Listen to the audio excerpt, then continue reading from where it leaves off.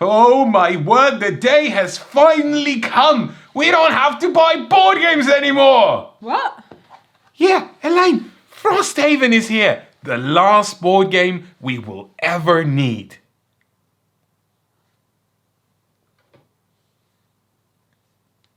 What are you doing?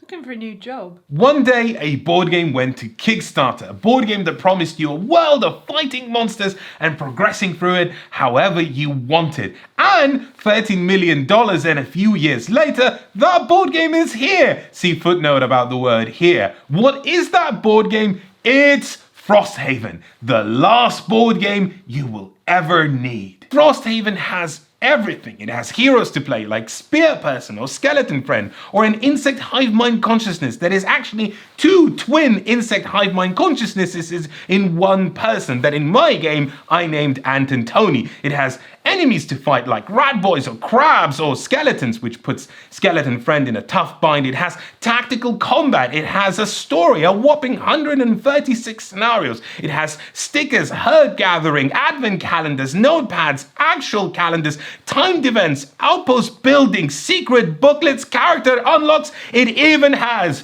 Reiner Knizia. That's right, Reiner Knizia is in this game. I didn't make that miniature up. And within Frosthaven, the miniature Reiner Knizia has also designed over 700 board games, so you can play those. Dear viewer, I ask you, why would you need any other game in your life? What if I didn't like Gloomhaven? Well, that's just very silly, Elaine. Very silly. There are a lot of cards in Frosthaven, but before we get to those cards, we need to lay some of our cards on the table. When Frosthaven was on Kickstarter, amongst the many things that were being announced were guest scenarios by various designers, publishers, or board game media people. Thankfully, we weren't amongst that list. Yes, we were. No, you were. Look, scenario 126, it says design and writing Efka Bladukas. Not a peep about me, no bias, I can do what I want. That's because they forgot to put your name on it. Oh yeah, now that you mention it, I do remember designing and writing this scenario. And getting paid for it. Oh bother, it seems that we might be coming down with a mild case of bias. And when I say mild case, what I mean is that we were paid actual money dollary dues for design work in this very board game. And if you think that influences us, you'd be absolutely right. In the strictest terms, we did not design this game. We designed 1/136th of an element of this game, because besides scenario design, there's a whole lot more going on in here, like character design, monster design, outpost buildings, and so on. But we did do design work for it and got paid for it. Now, not all videos published on NPI are board game reviews. We sometimes engage in cultural analysis, for example, and then people scream at us in the comments with, "This review is rubbish!" Yeah, because it's not a review. Point being, when people come to watch an NPI video, they are expecting a board game review. So let me take the time to very clearly delineate that this is not a review. Well, what is it then? Think of it as design analysis. We'll critically untangle the many constituent design parts of Frosthaven in the context of what this game is trying to achieve, eschewing any judgment or verdict on the design as a whole. We'll tell you what it does and why it does it, but not how well. For example, we might say things like, a lot of early scenarios boil down to kill all monsters because they set up a tactical knowledge foundation in players. But we won't say things like, if you hated Gloomhaven, then there's not much in Frosthaven to sway you otherwise.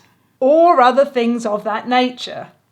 But you just said it. Well, it might or it might not be true. Who knows? I know it is true. All right, no verdicts. In 3, 2, 1. It is impossible to talk about Frosthaven without comparing it to its predecessor Gloomhaven, because they're pretty much the same game. But it is precisely in where they differ that we can glean what Frosthaven is trying to achieve. Both of these games are split into two constituent parts: the scenarios with tactical dungeon crawler-esque combat, and outside of that, there's what Gloomhaven called the town phase and what Frosthaven calls the outpost phase. Ask an enthusiast about Gloomhaven and they'll say something like, great combat, but the narrative is a bit rubbish. Which is not untrue, but this oversimplification hides what separates this system from so many other games, why Gloomhaven is at the top of BGG, and what shortcomings the sequel is trying to improve upon. So, let's start with the part that most people agree is great: combat. I'm not going to explain Gloomhaven combat. We've done that in 2 separate videos already. One very old and another one that is actually watchable. But let's face it, no one ever follows those links, so here's the deal. If you don't know how Gloomhaven works, Frosthaven is probably not where you should start. But if you're curious anyway, you don't really need to know how it works to understand or enjoy this video. Right, we've covered the old, let's talk about what's new. Which isn't a lot, honestly. Frosthaven's combat is nearly identical to that of its predecessor. There are minor quality of life improvements, like new conditions such as brittle, doubling the damage you take next time, or impair, which prevents you from using your items, or ward, which is the inverse of brittle, halving the damage you take. Or the fact that you draw 3 battle goals instead of 2, which is a little mini achievement system where each scenario you pick a challenge, and if you succeed, you'll get closer to adding or removing cards from your modifier deck, Gloomhaven's patented customizable dice replacement system. But that's sort of it. And if you think about it, it makes sense. Most people agree that what really works, nay sings, is combat, so don't fix what isn't broken. But play a few scenarios of Frosthaven and you'll recognise that the combat feels different, and that's due to the character design that's taken on a new ethos. Whereas Gloomhaven was, well, Gloomhaven, and Jaws of the Lion was breezy with easy to execute powerful abilities, Frosthaven feels finicky. Even easy to play characters like the Banner Spear introduce complications that were rarely present in previous versions. The Banner Spear is a melee force of reckoning that can make powerful swings and even target multiple enemies. Her equivalent in the original was the Inox Brute. 1-for-1 similar cards for the Banner Spear are more potent. For example, the Brute could attack 2 enemies for 3 damage, nice and simple. The Banner Spear can attack 3 and push them 1 space. But to execute this ability, you have to have an ally adjacent to you and to the enemies in this specific configuration. Naturally, the character is equipped with the ability to summon allies, but even then, guaranteeing that things will be exactly where they need to be is easier said than done. Your friends often have their own ideas about where they should stand and what they should whack, and enemy turns, and more to the point when enemies will take their turn, are difficult to predict. Meaning that Frosthaven is more prone to highs and lows, turns where the stars align and you feel like you've been very clever and very good at the cards, and turns where none of your cards do anything and you're less of a force of reckoning and more of a force of basic actions. Other starting characters take this complexity of actions to unprecedented degrees. The aforementioned Gemini has 2 alternate sets of cards, each playable only in a certain state. If you are Ant, the melee version of the Gemini, you can only play the lighter cards. However, if you are Tony, the ranged version of the Gemini, only the darker ones. The Gemini is a character of ultimate versatility. Ranged attacks, melee attacks, healing, area attacks, a hand size of 14, you name it, you can have it. But if you are in the wrong state, then you can't perform the actions that you need. Inversely, if you're in the right state but want to do an action that transforms you into the wrong state, then you are Tony without the chocolonely. I didn't make up Tony Chocolonely, that is a real chocolate brand. I wouldn't necessarily recommend it because it's, like alright chocolate, but it's fair trade. So that's something. To get even a scant amount of experience, you'll need access to elements which you pretty much can't make. You can at best convert elements, but only if you spend a loose card, and you'll need to time being in the right state and have the right card to get the XP point. Your area attacks frequently harm allies, and your most powerful actions require you to impart negative conditions onto yourself, which makes this all very complex, but a fun puzzle to solve. The Boneshaper is a slightly less complicated proposition in that the conundrum of the character is simple.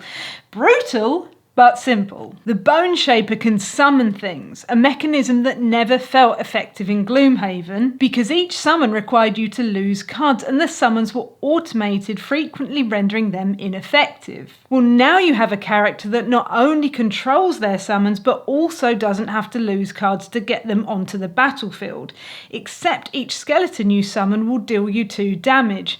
And you only have 6 hit points at level 1. And whilst you don't lose the cards, they're still removed from circulation, effectively reducing your hand. The trick is that at any point you can deactivate a summon, dropping the card back into the discard, reintroducing it into the circulation. Which can be an effective way of snatching up a summon that got left behind and resummoning it right into where the action is. Except that will once again cost 2 hit points. Conundrums. Imagine Gloomhaven like a toasted cheese sandwich. It's rich, indulgent, and good enough for you to ignore that this is a food analogy. If you want to make that same sandwich in Frosthaven, well, it comes with a much better grater, but gives you no cheese. So if you want a toasty, you will have to improvise, and sometimes that does mean scraping your knuckles against it. This system always excelled at pulling you into opposing directions, with loot that makes you go out of your way, battle goals that are at odds with winning the scenario, and personal quests that make your intentions suspect. So this new ethos pushes you even further and asks you for more sacrifices and more concessions. If you want more evidence, how about masteries? Each character comes with only 2 and you get to complete them only once. If you do, you will get an immediate perk. That's where you get to change up your modifier deck. For example, with the Gemini, all you have to do is swap states every single turn, which means you're restricted to very specific card play combinations. My attempts to achieve this mastery turned my insect hive mind intellect into a daft fly flailing in a spiderweb of ineptitude, but maybe you can do better. Let me know how it goes. So, you have a system that remains largely unchanged, but at the same time there's new puzzles, new complexity, new levers to pull. But Frosthaven's second half is a dramatic transformation. I'm gonna put the hat back on. A thing people often say about Gloomhaven is that with the PC port, there's no point in playing the tabletop version because it takes care of the Faffy admin. And I'm like, no, the Faff is the point, and I'm just kidding. Faff is awful and anything that trims it is good. But removing Gloomhaven's tabletop presence also diminishes that sense of an evolving narrative. After 4 or 5 play sessions, you probably have about 4 different quest lines with a side quest or 2 spicing things up. The world is growing. And don't get me wrong, that's also something that's in the PC version. It's just that if you're playing with your friends on a physical surface, it introduces a shared sense of discovery and evolution. By applying stickers, opening envelopes, in short, manipulating this play space with your hands and making choices together, you're engaging in collaborative world building that evolves depending on those choices. If I was allowed to be critical, I'd say that this was Gloomhaven's least developed aspect. It's not that it wasn't there, it's just that it was unfocused and pokey. It's only natural that the biggest change comes to this part. This is Gloomhaven's party sheet, the same size as the character sheet, and I don't have enough hand or feet fingers to count the amount of times it got lost somewhere in the box because it wasn't particularly interesting or useful. This, by contrast, is Frosthaven's party sheet, and I think you can tell there's a lot more going on. Frosthaven is not a big bustling metropolis like Gloomhaven. It's an outpost set up in the inhospitable fringes of the continent by mercantile organizations and then almost entirely forgotten about. I wonder how that happens. I say almost because your party is basically a gang of mercenaries hired to check in on corporate property. After one optional and one mandatory introductory scenario, you'll arrive to find the Outpost and its mayor Satha barely holding together. You'll also find a community that deemed itself independent from these companies a long time ago. And whilst you're here, you might as well help. Cue buildings. That's right, Frosthaven has a buildings minigame where each outpost phase you get the chance to stick some new artwork onto your outpost map, either upgrading existing buildings or hammering out entirely new ones. Buildings are the heart of the outpost phase, not because of what they do, because frankly for the first 10 scenarios they'll just let you make some resources or brew some potions or make some new gear, but because the rules spreading out from them reach every crevice of Frosthaven. For example, how do you build a building? You need resources. How do you get resources? You go and fight things in scenarios. In previous versions, every time you killed a monster it dropped a coin. If you loitered for loot, you got some money out of it. Now dead monsters drop loot tokens, which can be coins or material resources like wood, metal and hide, or herb resources, which are fantasy roots, berries and, I kid you not, something called an axe nut, which coincidentally is a name I used to dance under. Slowly but surely you'll collect a menagerie of rocks and planks that you can later convert into a boat or a fantasy Etsy. Right, but notice that this mechanism that lets you gather materials also gathers herbs. And whilst you can't build a house made entirely out of axe nuts, disappointing, I know, you can do something even better. Maybe because it's the holidays, but I'm really feeling the love for advent calendars lately. And Frosty Boy did a Santa and gave me the present of potion brewing. During the outpost phase, you can combine any two herbs on this matrix and then brew a potion. You can combine even more herbs later if you upgrade the alchemist building. And then once you combine the two herbs, you open the door and see what potion it is that you've brewed. Fun and unexpected results guaranteed, but then once you know, which also sort of makes sense. Talking of advent calendars, Frosthaven lets you open scenarios in that same way. As in, there is an advent calendar that depicts all the scenarios and these arrows sort of show the progression. I don't want to say a lot here, and by the way, there's like 5 of these throughout. I'm only showing you one where we haven't opened any doors, so I don't accidentally spoil scenarios for you. But what's nice about this is that it once again adds to this cohesive sense of the world, because different scenario trees have different color coding, so at a glance you know exactly how much you've progressed through each quest line. Alright, but what about more interesting buildings? The standard array don't seem particularly exciting. Well, they're coming, but first you have to unlock them by retiring characters. Gloomhaven players will remember this mechanism as, I have all these cool characters in my big box, but I can't touch them or even know what they are until I complete an arbitrary number of tasks. Well, that's still here, except you don't unlock classes, you unlock new buildings, which leaves the question, how do you unlock new classes? The simple answer is that you just do. We got to open some of these types of things really earlier than you might think. Now they unlock just sort of based on things that you do, places you visit, choices you make. They're logical, falling in line with the narrative you create with your friends, further reinforcing the sense of a tangible web of events that orchestrate themselves based on your agency. And hey, I'm going to let you into a little secret. There's nothing that stops you opening one whenever you want. In fact, I'm going to open this one from Gloomhaven right now because I've always wanted to know what was inside it.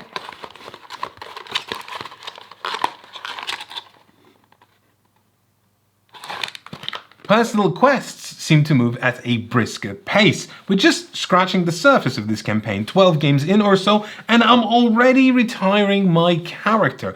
Point being, there's a more purposeful sense to this progression. Your world is open, do what you like, but at the back of your neck, there's this feeling of guided curation. It's clear that a lot of time was spent thinking about how you progress, not just through scenarios, but also outside of scenarios. Frosthaven added seasons, meaning there's a calendar, meaning when you reach certain time points, you'll trigger events, either pre-printed on your campaign sheet or ones you wrote in as you progressed through the campaign. And of course, there's still the road and outpost events, the little narrative doobly-doos with multiple choice outcomes, which get more dangerous during winter, which can potentially lead to attacks, which can destroy, that's right, you guessed it, buildings, looping back on this one design focal point. Frosthaven understands that it isn't enough to just have many things in your game. Those things, especially with two disparate parts, have to inform each other. In other words, I want to fight because that will give me resources so that I can use them to build buildings, and I want to build buildings so that I can craft items or brew potions so I can get better at fighting. Like we said before, buildings reach their invisible hands into every rule of Frosthaven, every element, and connects it with meaning. Would Frosthaven work without them? Of course. That game already exists, it's called Gloomhaven, and I hear one or two people like it. But by having this focal point, Frosthaven lets you feel like you are progressing through this campaign how you want to. Like you are the one building this world, rather than how the game wants you to do it. When people talk about Gloomhaven or Frosthaven, the big talking point is the size of the campaign. 96 scenarios, 137 scenarios, so much content! In fact, progressively our hobby is leaning into evaluating games based on content volume rather than content quality. 700 cards in Tractor Forming Mars? Oh my god, value! What's on those cards? Tractors! Why are those cards 700? Which is where we arrive at the purpose of this video. We've barred ourselves from critiquing Frosthaven by accepting the chance to add our little mark to it, but we did sort of want to raise a talking point. Frosthaven is obviously what some people will call value, but I'd like to invite you to ask, why are there so many of a thing in a game? If you design 137 scenarios, even if you split the design duties between multiple co-designers, guest designers, AI algorithms, it's never going to be as good as, say, a game that has 15 scenarios but really focuses on them. So if you have 137 scenarios, what do you get as a trade-off? We think the answer in Frosthaven is this cogent architecture of the campaign. In Gloomhaven you place stickers when you unlock new scenarios, marked game states when you made important narrative choices, and the city itself was present on the map, but it frequently felt intangible. Frosthaven's map devotes nearly half of itself just to the outpost, and this increase in size isn't just here to big itself up, it feels palpable. There's a structure to the outpost phase that codifies it as a real place. You mark off the calendar to show that time has passed, then you draw an outpost event, then you activate your buildings, then you have some downtime activities like brewing potions, leveling up your character, crafting gear, and then you can build a new building or upgrade an existing one. There's a logical sense to this flow. If the outpost event you drew caused an attack which wrecks the logging camp, no lumber for you, this outpost phase. But in step 5 you get to repair it, and then in the next outpost phase it can get wrecked again. This structure makes Frosthaven feel less like a glorified quest hub and more like an actual hub. It's the place that you care about and maintain. It's the place that you want to go back to after a hard encounter, because there's always something to unlock, build, brew, explore before you go on one of the many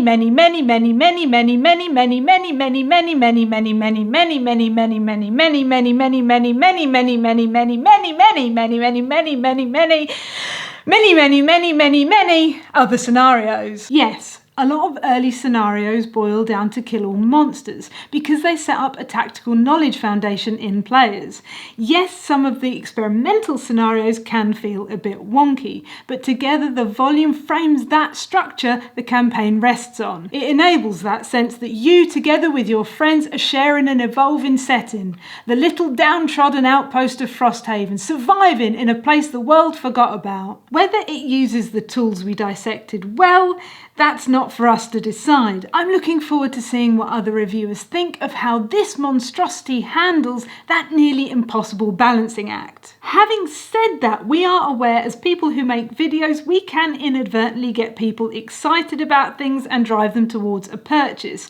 So allow me this one small point of critique to avoid influencing an expensive mistake. If you never played Gloomhaven, then Frosthaven isn't the place to start. Check out our video on Gloomhaven Jaws of the Lion for a much better entry point into the system. And if you hated Gloomhaven, then there's not much in Frosthaven to sway you otherwise.